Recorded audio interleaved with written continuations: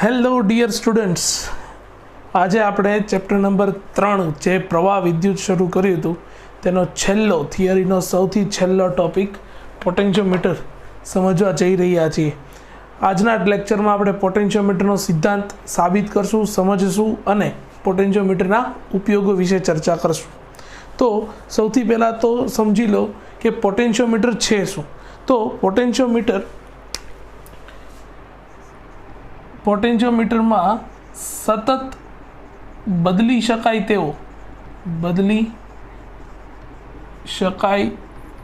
તેવો અને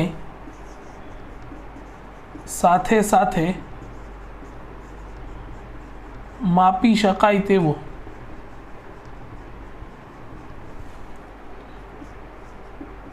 વિદ્યુત સ્થિતિમાન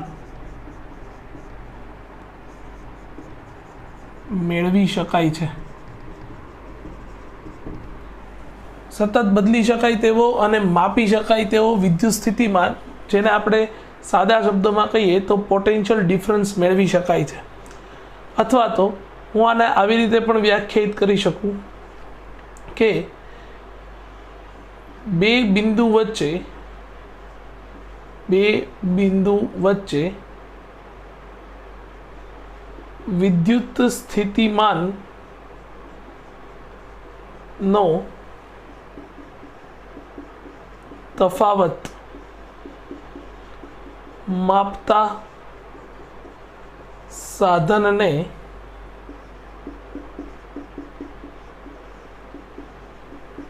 પોટેન્શિયોમીટર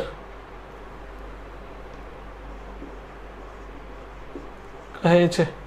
સ્ટુડન્ટ્સ, પોટેન્શિયોમીટરનો સૌથી પહેલાં મેં તમને ઉપયોગ દેખાડી દીધો. પોટેન્શિયોમીટરનો ઉપયોગ સતત બદલી શકાય તેવો અને સાથે સાથે માપી શકાય તેવો પીડી મેળવવા માટે થાય છે. અથવા તો જે બે બિંદુ વચ્ચે મારે વિદ્યુત સ્થિતિમાનનો તફાવત જોઈતો હોય તે તફાવત મેળવવા માટે જે સાધનનો ઉપયોગ થાય છે એ સાધન છે મારું પોટેન્શિયોમીટર. અહીં આકૃતિમાં મેં તમને પોટેન્શિયોમીટરની એક સરળ સાદી રચના દર્શાવેલી છે, જેમાં ઈએમએફ એપ્સિલોન જેટલું ઈએમએફ આર જેટલો આંતરિક અવરોધ ધરાવતી કોઈ એક બેટરીને બાહ્ય રેઝિસ્ટન્સ બોક્સ એટલે કે બાહ્ય અવરોધ સાથે જોડેલી છે. યાદ કરો સ્ટુડન્ટ્સ, મીટર બ્રિજની અંદર જે વાહક તાર એટલે અવરોધક તાર જે આપણે લેતા હતા તેની લંબાઈ હતી 1 મીટર. અહીં એ જ લંબાઈ વધીને 4 મીટર જેટલી થઈ જાય છે. એટલે કે એ થી ચાલુ કરીને સી સુધીની અંદર તમને જે અહીંયા બ્લુ કલરના વાયર તાર દેખાડેલા છે એની ટોટલ લેન્થ હશે સ્ટુડન્ટ્સ 4 મીટર. પોટેન્શિયોમીટર કોઈ પણ જગ્યાએ યુઝ કરો તો 4 મીટર તેનો અવરોધક તાર હશે. પોટેન્શિયોમીટરનો સિદ્ધાંત મારે જોવો છે, તો પોટેન્શિયોમીટરનો સિદ્ધાંત છે કે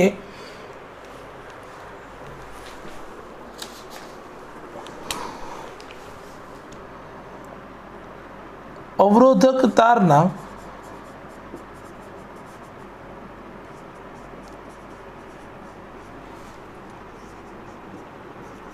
બે છેડા વચ્ચે નો વિદ્યુત સ્થિતિમાનનો તફાવત એટલે કે પીડી તેમની અસરકારક લંબાઈના સમપ્રમાણમાં હોય છે. સ્ટુડન્ટ્સ, આ સ્ટેટમેન્ટ છે. પોટેન્શિયોમીટર કયા સિદ્ધાંત ઉપર કામ કરે તો કે પોટેન્શિયોમીટર એ અવરોધક તારના એટલે કે એ થી ચાલુ કરીને સી ની વચ્ચે જે આખો 4 મીટરનો અવરોધક તાર છે તે અવરોધક તારના કોઈ પણ બે છેડા વચ્ચેનો વિદ્યુત સ્થિતિમાનનો તફાવત એટલે કે પીડી તેની અસરકારક લંબાઈના સમપ્રમાણમાં હોય છે. દાખલા તરીકે મેં અહીં એ બિંદુથી ચાલુ કરીને સપોઝ મને અહીંયા કોઈ એક બિંદુ જે બી મળે છે, બરાબર છે, તો બી બિંદુ જે છે કે જેની લંબાઈ હું ધારી લઉં કે અહીંયા એલ જેટલી લંબાઈ છે, તો એ અને બી વચ્ચેનો વિદ્યુત સ્થિતિમાનનો તફાવત એટલે કે V of A B is directly proportional to L જેટલો થશે. આ એનો સિદ્ધાંત છે. મારે પોટેન્શિયોમીટરનો આ સિદ્ધાંત જે છે એ સાબિત કરવો છે, તો હવે આપણે તેની સાબિતી જોઈએ સ્ટુડન્ટ્સ.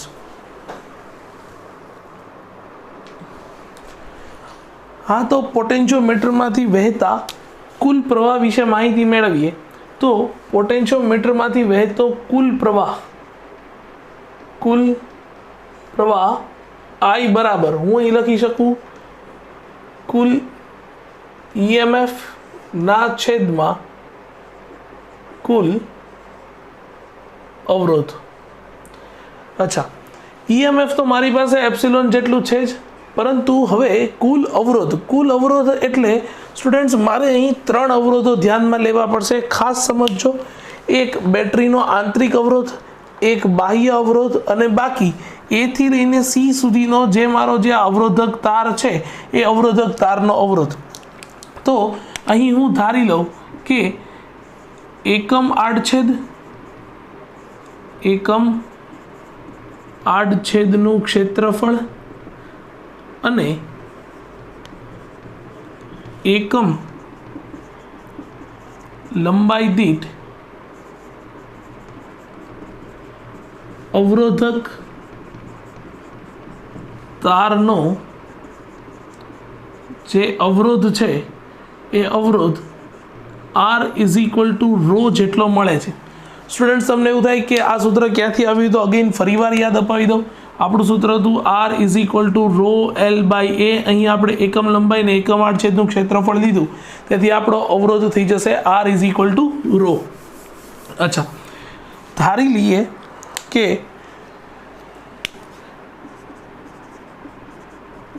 ધારો કે તારની કુલ લંબાઈ L જેટલી હોય તો તારનો અવરોધ R = ρ × L જેટલો થશે. તો હવે પ્રવાહને વ્યાખ્યાયિત કરીએ તો પ્રવાહ I = એપ્સિલોનના છેદમાં કુલ અવરોધ, એમાં સૌથી પહેલાં આંતરિક અવરોધ સ્મોલ r પ્લસ રેઝિસ્ટન્સ બોક્સનો બાહ્ય અવરોધ R પ્લસ અવરોધક તારનો અવરોધ એટલે ρ × L.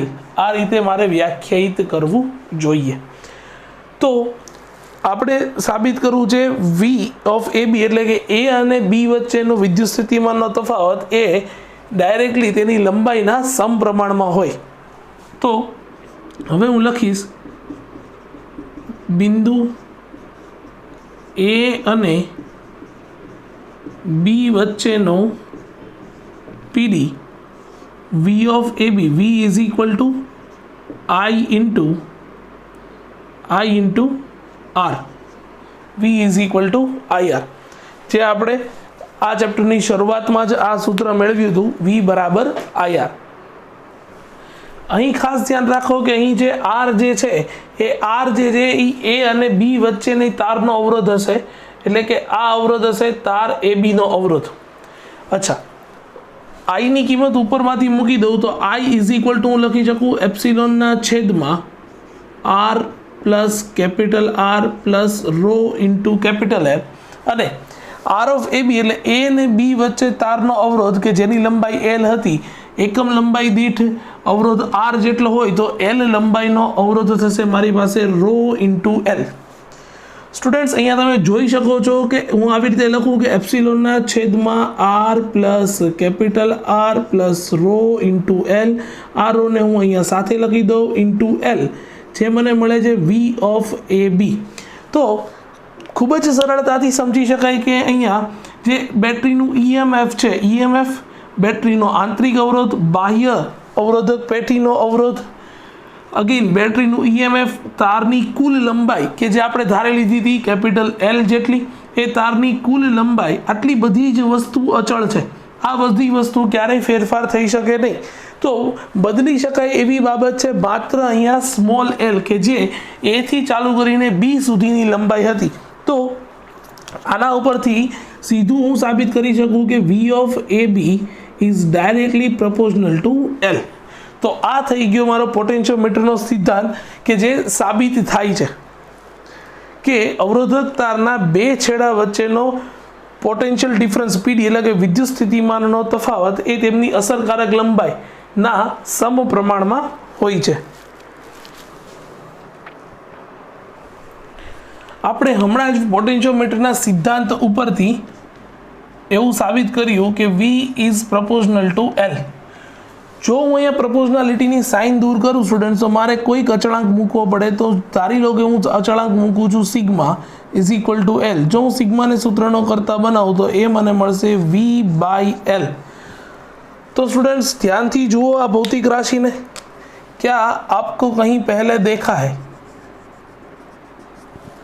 एक्चुअली आ जे छे ए प्रचलन छे, जे ते विज्ञाननी कोई पण भौतिक राशिनो लंबाईनी सापेक्षे फेरफार एने कहेवाय प्रचलन। प्रचलन शब्द तमे भणी गया छो धोरण 11 नी अंदर, तमे तापमान प्रचलन भणता, वेग प्रचलन भणता। तो अहीं आ जे छे ए छे विद्युत स्थितिमान प्रचलन। विद्युत स्थितिमान प्रचलन मतलब एकम लंबाई दीठ મળતા વિદ્યુત સ્થિતિમાનના તફાવતને વિદ્યુત સ્થિતિમાન પ્રચલન કહેવાય। વિદ્યુત સ્થિતિમાન પ્રચલનને ઘણી બધી અલગ અલગ સંજ્ઞાઓ વડે દર્શાવવામાં આવે છે। અહીં સિગ્મા વડે દર્શાવ્યું છે, કે વડે પણ તમે દર્શાવી શકો, ફાઈ વડે પણ દર્શાવી શકો। તો વિદ્યુત સ્થિતિમાન પ્રચલનની વ્યાખ્યા આપવી હોય તો એની વ્યાખ્યા કંઈક આવી આપી શકાય। વ્યાખ્યા આપવી હોય તો एकम लंबाई दीठ, एकम लंबाई दीठ मळता विद्युत स्थितिमान ना तफावत ने विद्युत स्थितिमान प्रचलन कहे छे। स्टूडेंट्स तेनो एसआई एकम तो तेम देखता ज खबर पड़े कि विद्युत स्थितिमान प्रचलन नो जो एसआई एकम जो हूँ कन्सिडर करूँ तो ए मने मळशे वोल्ट पर मीटर अने तेनु पारिमाणिक सूत्र स्टूडेंट्स थई जशे M1 L1 T-3 A-1। तो ए तमे व्यवस्थित जोई शको छो विद्युत स्थितिमान प्रचलन।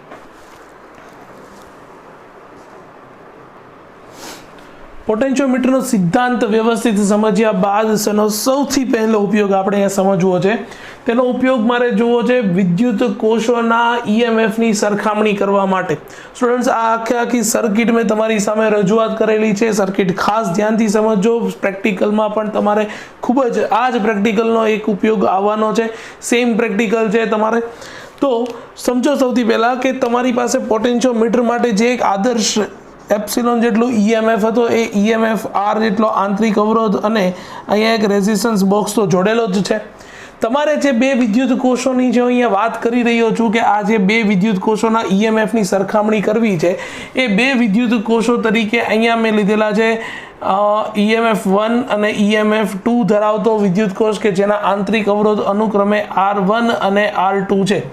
ओके स्टूडेंट्स, तो अहींया आपणे धारी लईए के ईएमएफ 1 जे छे ए जे मारी पासे जे छे ए अज्ञात ईएमएफ छे के जेनु ईएमएफ मारे शोधवानुं छे अने ईएमएफ 2 जे छे ए धारी लीए के ए मारी पासे एक ज्ञात ईएमएफ छे के जेनु ईएमएफ मने खबर छे। तो स्टूडेंट्स करशुं शुं, खूब ज सरल छे। सौथी पहला अहीं ध्यानथी जुओ तो उपरनी बाजू में अहीं बे की देखाडेली छे जेनुं नाम आपी दઈએ આપણે। અહીંયાનું की નું नाम आपी दઉં की 1 અને અહીંયા नाम आपी दઉં की 2। खास स्टूडेंट जुओ के आखा पोटेन्शियोमीटरनी साथे आ बे अवरोध बे जे बेटरीओ छे ए बे बेटरीओने समांतरमां जोड़ेली छे। तो सौथी पहला हूँ K1 कीने हूँ बंद करीश। K1 कीने बंद करीश एटले अहींयानी साथे गेल्वेनोमीटर अने गेल्वेनोमीटरनी साथे मैं अहीं जोड़ेली छे जोकी की। ए सौथी पहला तो एप्सिलॉन 1 जे ईएमएफ छे ए धरावतो बेटरी अथवा तो विद्युत कोष जे छे ए अहींया कनेक्ट थशे अने हूँ अहींया ए बिंदुथी चालू करीने जोगी कीने फेरवता कोईक अहींया बी बिंदु सुधी लावुं छुं के ज्यां मने गेल्वेनोमीटर शून्य आवर्तन देखाड़े छे। बराबर स्टूडेंट्स, तो जोई लो कि आ बंने वच्चेनी लंबाई जे छे ए हूँ धारी लઉં છું કે L1 જેટલી છે। तो અહીં પોટેન્શિયોમીટરના સિદ્ધાંત અનુસાર સૌથી પહેલા ε1 ઇઝ પ્રપોઝનલ ટુ L1 જેટલું મળશે, બરાબર છે. ત્યારબાદ હું K1 કીને ઓપન કરીશ અને K2 કીને ફરી પાછું બંધ કરીશ, અને K2 કીને બંધ કરીશ ત્યારે ગેલ્વેનોમીટરનું જે જોગી કી છે એમાંથી ફેરવતા ફેરવતા મને અહીં કોઈક સી બિંદુ પાસે એનો નલ પોઈન્ટ મળે છે, શૂન્ય આવર્તન દેખાડે છે કે જેની લંબાઈ એની સાપેક્ષે સી સુધીની લંબાઈ સપોઝ L2 જેટલી મળી. તો ગેલ્વેનોમીટરના સિદ્ધાંત પોટેન્શિયોમીટરના સિદ્ધાંત અનુસાર ε2 ઇઝ પ્રપોઝનલ ટુ મને મળી જશે L2. સ્ટુડન્ટ્સ, બંને સમીકરણો પરના બંને સમીકરણો જે છે એ બંને સમીકરણનો હું સમીકરણ 1 અને આ મળ્યું મને સમીકરણ 2, આ બંનેનો સિમ્પલ જો હું અહીંયા ગુણોત્તર લઉં, સમીકરણ 1 ભાગ્યા સમીકરણ 2 કરી દઉં તો મને મળશે ε1 ના છેદમાં ε2 is equal to L1 by L2. તો સ્ટુડન્ટ્સ, આપણે જાણવું હતું અજ્ઞાત EMF, તો એ હતું ε1, તો માત્ર હું અહીં ε1 ને સૂત્રનો કરતા બનાવી દઉં તો ε2 ઇન્ટુ L1 બાય L2. તો સ્ટુડન્ટ્સ, ε2 મતલબ EMF જે છે એ આપણે જાણીએ છીએ, L1 અને L2 કે જે બંને લંબાઈઓ છે એ પણ આપણે જાણીએ છીએ. તો આ રીતે અજ્ઞાત EMF પણ મેળવી શકાય, અથવા તો આ સૂત્રની મદદથી બે વિદ્યુત કોષોના EMFની સરખામણી કરી શકાય. ખૂબ જ સરળ આનો ઉપયોગ છે. હજી એક વખત સમજી લઈએ. સૌથી પહેલાં K1 કીને બંધ કરવાની છે, EMF 1 વાળો જે વિદ્યુત કોષ છે કનેક્ટ થશે ને એની લંબાઈ L1 મળશે, એટલે પહેલું સમીકરણ મળશે. પોટેન્શિયોમીટરનો સાદો આપણો સિદ્ધાંત છે. ત્યારબાદ K2 કીને બંધ કરવાની છે, ખાસ ધ્યાન રાખો ત્યારે K1 કીને ઓપન રાખવાની છે. તો આ વખતે આપણને જે EMF મળશે એ ε2 મળશે. EMF2 is directly પ્રપોઝનલ two L2. બંને સમીકરણનો ગુણોત્તર લઈ લો તો તમને અજ્ઞાત વિદ્યુત કોષનો EMF મળી જાય.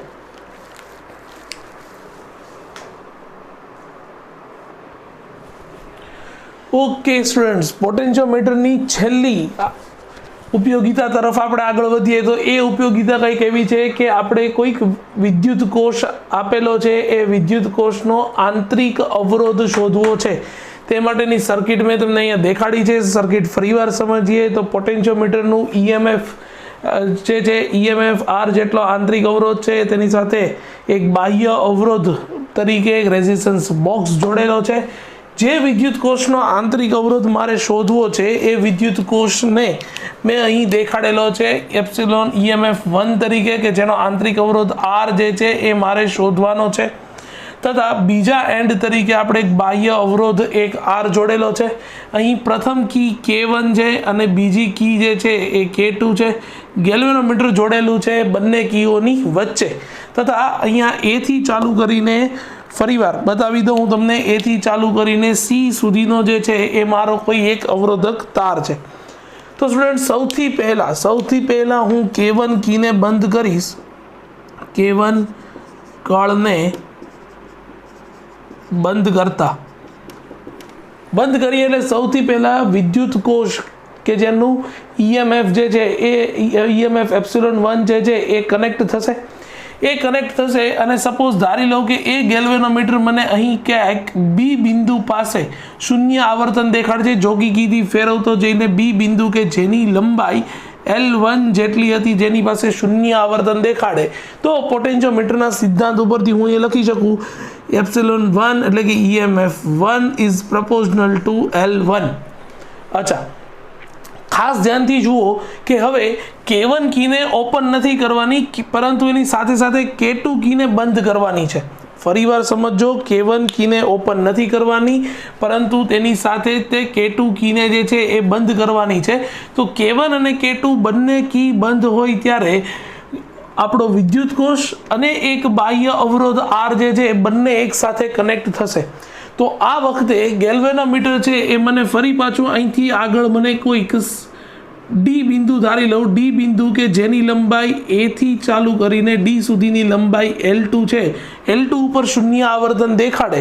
તો મારે અહીં લખવું જોઈએ કે K1 અને K2 બંને કળને બંધ કરતા હવે વધારાનો R અવરોધ પણ એમાં ઉમેરાઈ ગયો હશે. તો હવે એના માટેનો જે પોટેન્શિયલ ડિફરન્સ છે એ V ઇઝ પ્રપોઝનલ ટુ L2 હું લખી શકું સ્ટુડન્ટ્સ. અચ્છા, આને આપી દઉં સમીકરણ નંબર 1. આ થઈ ગયું મારું સમીકરણ નંબર 2. પરંતુ આપણે જાણીએ છીએ, શું જાણીએ છીએ? તો કે V is equal two IR. V is equal two IR. તો I જે છે એ એની બદલે હું લખી શકું કુલ EMF એપ્સિલોનના છેદમાં કુલ અવરોધ એટલે R પ્લસ સ્મોલ r આવું લખી શકાય. અને એક R અવરોધ તો હતો જ. V is equal two IR. Okay, તો આ V ની કિંમત હું સમીકરણ 2 માં મૂકી દઉં તો મને એક્ઝેક્ટ સમીકરણ 2 જે છે એ મળશે epsilon upon R plus R is પ્રપોઝનલ two L2. આ થઈ ગયું સમીકરણ નંબર 3. તો એપ્સિલોન 1 અહીંયા પણ મારે લખવું છે એપ્સિલોન 1. તો હવે સમીકરણ 1 અને 3 નો ગુણોત્તર લો. સમીકરણ 1 અને 3 નો ગુણોત્તર લેતા તો એ માટે મને મળશે એપ્સિલોન EMF 1 ના છેદમાં EMF upon R plus R is equal to L1 by L2. તો સ્ટુડન્ટ્સ આ તો બંને ચમચમા ચમચમ. અચ્છા, વધારાનો એક R આવશે. આ જે છે એ જ તે અહીંયા પણ મારે લખવાનું રહી ગયું છે, હું અહીંયા તમને લખી આપું છું ઇન્ટુ R. ઓકે, છેદનો છેદ અંશમાં જાય તો અહીંયા મને મળશે R plus capital R by capital R is equal to L1 by L2. R બંનેના છેદમાં કહેવાય તો small r by capital R plus R by R that gives me 1 L1 by L2. Simple મારે આંતરિક અવરોધ શોધવો છે તો R બાય R ને સૂત્રનો કરતા બનાવું તો L1 ના છેદમાં L2 માઇનસ 1. તો R ઇઝ ઇક્વલ ટુ અહીંયા મળશે L1 માઇનસ L2 ના છેદમાં L2. મેં લસા લીધો અને છેદનો R જે છે એ અહીંયા ગુણાકારમાં આવી જાય. તો હવે તમે જોઈ શકો છો કે અહીંયા મેં જે બાહ્ય અવરોધ લીધો હતો એ બાહ્ય અવરોધ હતો, જ્ઞાત અવરોધ હતો, અને બેટરીનો આંતરિક અવરોધ હતો એ અજ્ઞાત હતો કે જે મારે શોધવાનો હતો. તો આ સૂત્રની મદદથી મને બેટરીનો આંતરિક અવરોધ જે છે એ ખૂબ જ સરળતાથી મળી જશે.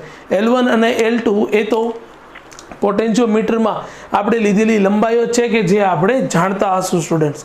તો આ થઈ ગયો પોટેન્શિયોમીટરનો સિદ્ધાંત અને તેના 2 ઉપયોગો ખૂબ જ અગત્યના છે. બંને ઉપયોગોના પ્રેક્ટિકલ્સ તમારે જોવાના જ છે સ્ટુડન્ટ્સ.